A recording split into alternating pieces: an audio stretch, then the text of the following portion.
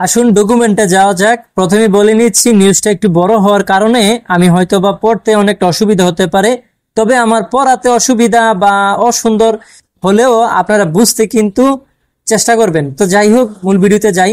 বিপুল সংখ্যক কৃষি শ্রমিক নিতে চায় মালয়েশিয়া। তো এখন আসেন বিস্তারিত যাই। বারবার চালু করেও ঢাকা থেকে প্রয়োজনীয় শ্রমিক নিতে পারছে না মালয়েশিয়া।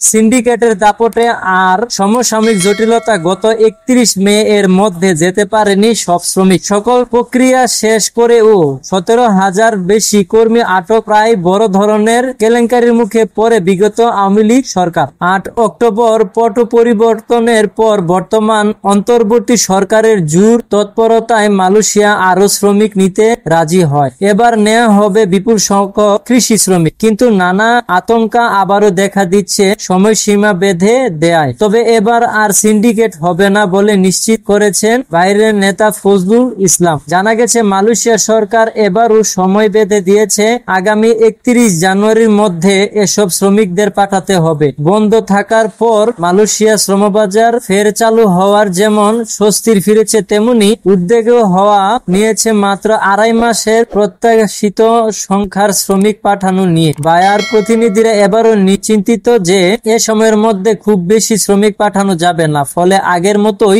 মুখ থুবড়ে পড়বে এবারের উদ্যোক্তা। গত বছর বিমানের টিকিটের সংকটে আটকা পড়েছিল 17,000 জন। এবার ঠিক তেমনই ঘটতে পারে। ভিসা থাকার পরেও যদি টিকিট সংকট দেখা দেয় তাহলে অনেকেই আটকা পড়তে পারে। উল্লেখ্য, বর্তমানে প্রায় 15 লক্ষ বাংলাদেশি কর্মী মালয়েশিয়াতে আছেন। গত বছর সেখানে গেছেন 3,51,683 জন। এবছর সেপ্টেম্বর পর্যন্ত গেছেন 92,906 জন। 2018 সালে শ্রম বাজারটি বন্ধ 4 বছর পর 22 সালে চালু হয়েছিল। সে বছর গিয়েছিল 50,090 জন। এর গত মে মাসে বন্ধ হয়ে যাওয়ার আগে আরো কর্মী গেছে। জানা গেছে নতুন ঘোষণা অনুযায়ী আগামী 31 ডিসেম্বরের মধ্যে পাঠাতে হবে কৃষি শ্রমিকদের, যারা দক্ষ ও পেশাদার। তাদের প্রথম দফায় ওই সময়ের মধ্যে যেতে হলে এখানেই জোর চেষ্টা চালানো হবে। তো এই হচ্ছে বন্ধুরা, আশা করি আপনারা বুঝতে পারছেন।